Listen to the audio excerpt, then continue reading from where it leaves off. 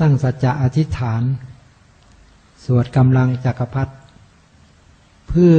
น้อมนำกระแสนี้ไปทั้งสามแดนโลกธาตุ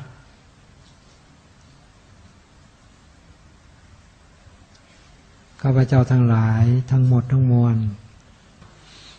ขออาราธนาบารมีกำลังสมเด็จองค์ปฐมถึงองค์ปัจจุบันบรมมหาจักรพรรดิทุกๆพระองค์บารมีรวมพระปัจเจกพระโพธิสัตว์พระธรรมและพระอริยสงฆ์ตั้งแต่อดีตปัจจุบันในอนาคตบารมีรวมหลวงปู่ดูพรหมปัญโยเป็นที่สุดขอบารมีรวมทั้งหมดทั้งมวลบริเวณรูปลักษณ์ที่ข้าพเจ้าทั้งหลายได้สร้างขึ้นจะเป็นรูปลักษณ์พุทธธรรมสังฆะก็ตามรูปลักษณ์ของปู่ดูหลวงปู่ทวดก็ตามจักรพรรดิก็ตามขอบารมีรวมทั้งหมดทั้งมวลแผ่ไปทั้งสามแดนโลกธาตุขออัญเชิญเทพ6 ชั้นพรหม20 ชั้นเทพพรหมทุกชั้นทุกภพทุกภูมิสวดกำลังจักรพรรดิพร้อมกันเพื่อเพิ่มกำลังพุทธังชีวิตังเมปุเจมิธัมมังชีวิตังเมปุเจมิสังฆังชีวิตังเมปุเจมิพุทธังวันทามิธัมมังวันทามิสังฆังวันทามิครูอุปชาอาจาริยกุณังวันทามิมาตาปิตุกุณังวันทามิพระไตรสิกขากุณังวันทามินะโมตัสสะภะคะวะโตอะระหะโตพุทธัสสะนะโมตัสสะภะคะวะโตอะระหะโตสัมมาสัมพุทธัสสะนะโม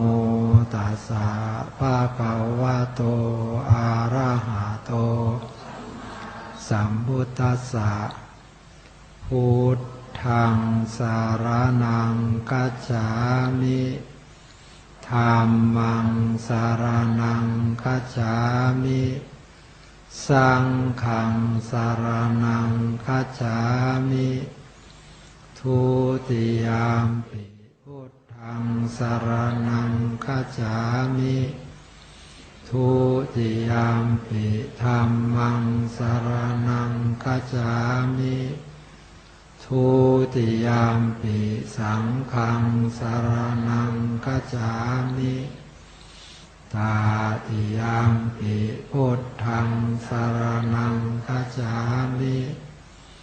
ตาติยามปิธัมมังสารนังคัจฉามิตาติยามปิสังฆังสารนังคัจฉามิปานาติปาตาเวรมณีสิกขาปะทังสมาธิยามิอาดินนาทานาเวรมณีสิกขาปะทังสมาธิยามิอาภรมจาริยา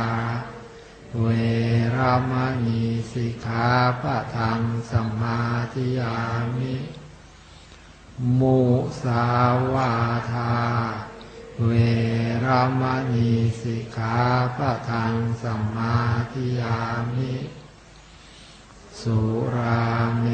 รยมัชฌะปมาทฐานาเวรมณีสิกขาปะทังสมาธิยามิอิมานิปัญจสิกขาปะทานิทิยามิอิมานิปัญจสิกขาปะทานิสมาธิยามิอิมานิปัญจสิกขาปะทานิ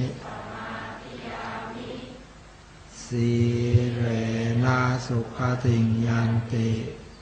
สีเรนะโภคสัมปทาสีเร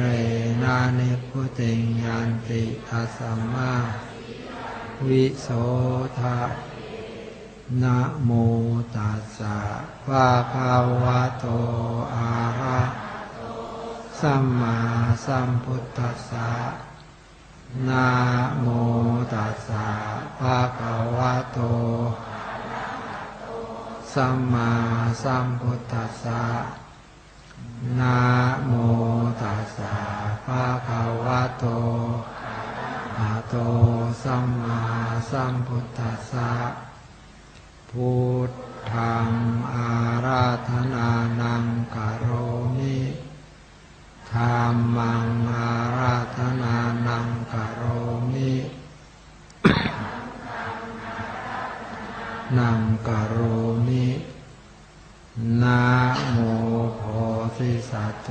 อาคันติมายะอิติภะคะวานะโม